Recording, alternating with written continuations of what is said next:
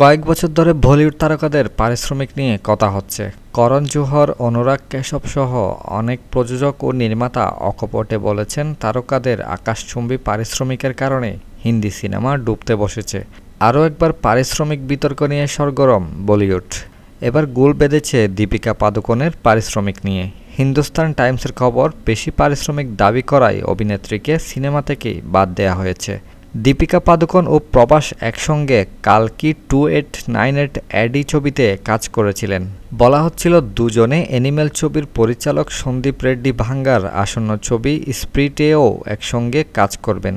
কিন্তু নতুন খবর, দীপিকা আর এই ছবির অংশ নন। নির্মাতাই নাকি দীপিকাকে ছবি থেকে বাদ দিয়েছেন।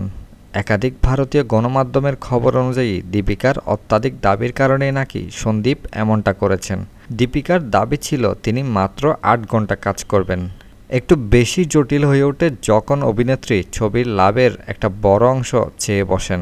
দীপিকা তেলেগু ভাষায় সংলাপ ডাব করতেও নাকি অস্বীকার করেন। দীপিকার বাড়তি পারিশ্রমিক নিয়ে নির্মাতাদের কোনো সমস্যা ছিল না। জানা গিয়েছিল দীপিকা ছবির জন্য ২০ কোটি রুপি পেতেন, কিন্তু অভিনেত্রীর অন্যান্য চাহিদা মানতে পারেনি নির্মাতা।